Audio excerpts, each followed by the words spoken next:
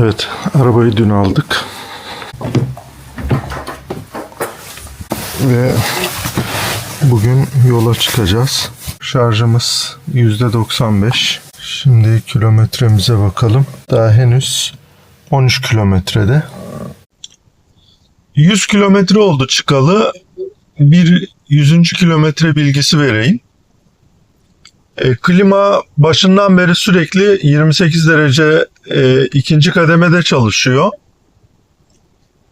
Hava dışarıda çok soğuk. Ve 100. kilometredeki verimiz bu şekilde. 2 kişiyiz. 2 kişilik yolculuk ve yaklaşık küçük bir valiz var. 200 kilometreyi de geride bıraktık. Yine aynı şekilde klimamız 28 derece ve ikinci kademede çalışıyor. Sadece yüzümüze dönecek şekilde. Yaklaşık olarak Söke'ye kadar 90 kilometre hedef hızla, daha sonrasında da 105 kilometre, 110 kilometre civarlarında hedef hızla ilerledik. 200. kilometreyi de bu şekilde tamamladık. Menemen yolu üzerinde mola verdik. Sakıpa Outlet süt evi. Ama burada şarj etmeyeceğim. Şu anda %30 var şarj. Arabayı yeni aldım. Yeni tanımaya başladım. Şöyle bir etrafında döneyim.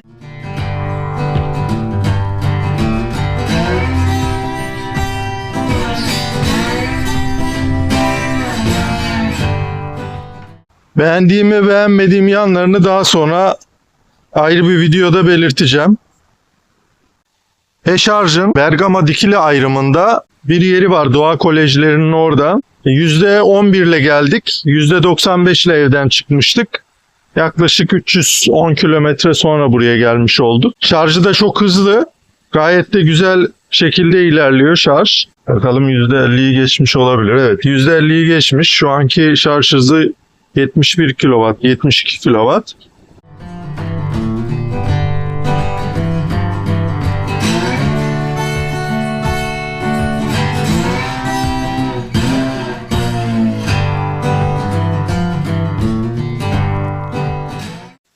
Şarjımıza bakalım.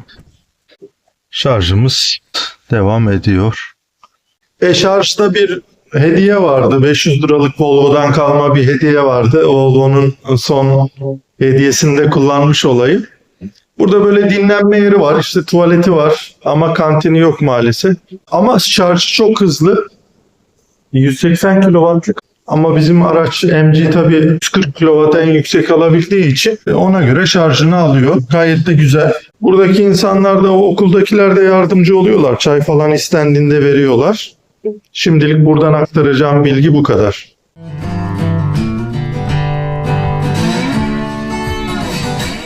Dikili'nin sahili. Çok uzun bir sahili var Dikili'nin.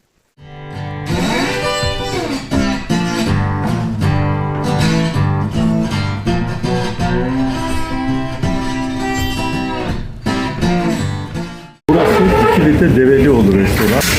Buranın en lezzetli köftelerinden bir tanesini yapan restoran.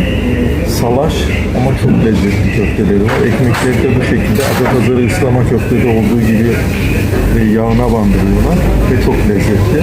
Geldiğinizde uğramanızı öneririm.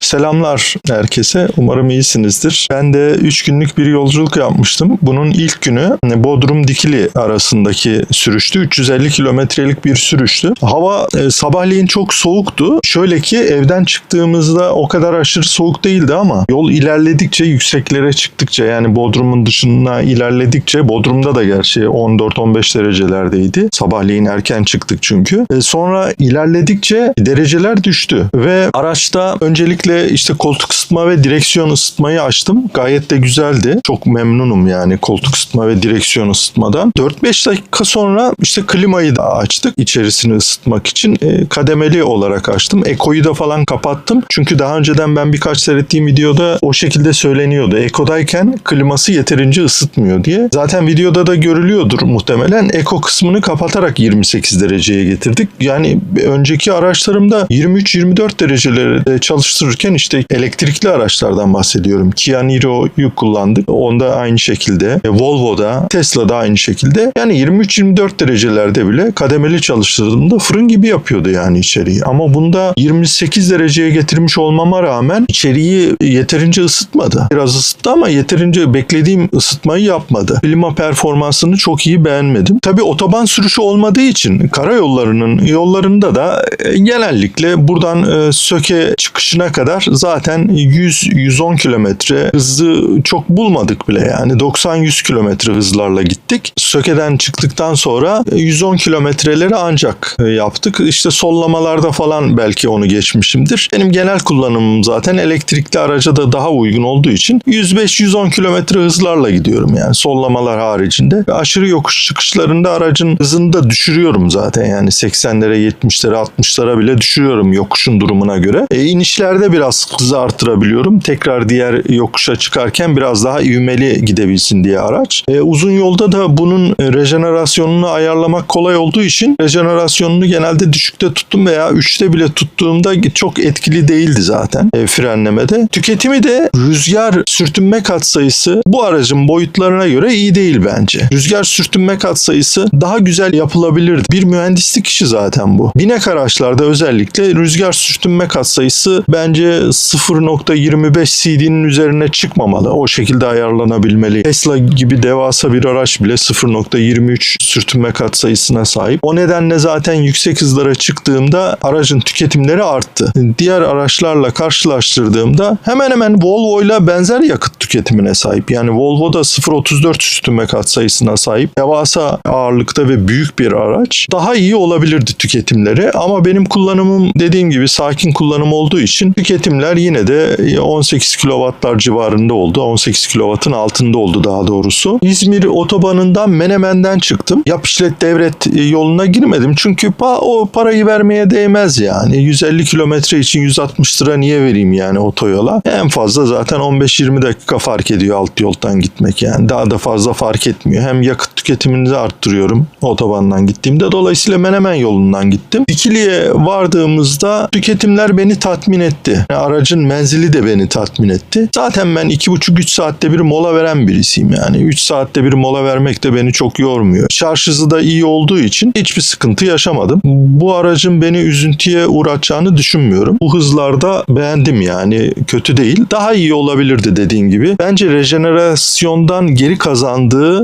düşük aracın. O daha yüksek olsaydı ortalamalar daha düşerdi. Çünkü yokuş aşağı inişlerde özellikle dikkat ettim. İşte yokuş aşağı inişlerde diyelim ki öbür araçlarımla 100 ile 110 ile inerken aracın da ağırlığıyla bir ataleti ve ivme kazanıyor. Onunla birlikte bir miktar rejenerasyon yapıyor. Onlarda 40-50 kW saatleri ben görüyordum yani. Bunda 18-20 kW saatleri en fazla o da gördük. O biraz hayal kırıklığı. Daha iyi olmalıydı. Bunlar yazılımla düzeltilebilir gibime geliyor. İlk uzun yol tecrübemi size anlatmış olayım. Bir kenarda da aynı zamanda Relive uygulamasından gidişi gösteren o grafiği de koyacağım. Animasyonunu da koyacağım. Oradan yükseklikleri falan da görebilirsiniz aynı zamanda. Ne kadar araç yükseliyor, alçalıyor falan onları da görebilirsiniz. Kısaca ilk uzun yol tecrübem otoban dışı olmasına rağmen beni tatmin etti. Eksik bulduğum yanları dediğim gibi tabii ki var. Ama bu fiyatlara, bu donanımda, bu verimlilikte, bu performansta bir araç gayet beni memnun etti. Aracın soğuk havalarda bataryasının ısıtılabilmesi manuel olarak, ısı pompasının devreye alınabilmesi manuel olarak güzel bir şey. Keşke ekranlar Türkçe olsaydı. MG ile ilgili diğer videomda da öneririm. Google çeviriyle arkadaşlar halledebilirler. Az çok hani İngilizcesi zaten çoğu kişinin vardır. Oradan anlaşılıyor çoğu şey ama takıldığınız yerlerde Google çeviriyle kamera kısmını açarak Türkçeleştirip kendiniz çözebilirsiniz. Çok zor değil çözmek. Aracın fren performanslarını da beğendim. Daha önceki araçlarımdan bildiğim için bu tür iki çeker araçlarda özellikle ağır olan araçlarda ve rejenerasyonun da tamamen kapatılmadığı araçlarda çok hızlı virajlara girmemek gerekiyor. Islak zeminlerde çok hız yapmamak gerekiyor. Ben zaten yapmadığım için hiçbir sorun yaşamadım. Yani aracın arkasının işte savrulduğunu falan söylüyorlar. O tür eleştiriler var. Genellikle bütün arkadan itişli araçlarda benzer durumlar oluşur. Ona göre yol almak gerekir. Aracı tanırsanız, araca ona göre davranırsanız araç da geri tepkimelerini ona göre veriyor size. 3 günlük yolculuğumuzun hepsinde ilk önce direksiyon ısıtma ve koltuk ısıtmayı 3-4 dakika sonra da aracın klimasını 28 derece ısıtma olarak ikinci kademede çalıştırdık. Dolayısıyla bu 3 günlük yolculuğun %90'ında klimayı kullandık. Öğleden sonraları güneşin çok yakıcı olduğu koşullarda 18 dereceye yine ikinci kademeye getirdik. Onda da soğutması iyiydi. Fena değildi aracın soğutması. Sıcak ısıtması kadar performanssız değildi. Ondan memnun kaldık. Zaten araçta 2 kişiydik. Yükümüz de bir küçük valiz kadar ancaktı. Yani birkaç tane eşyamız falan vardı işte.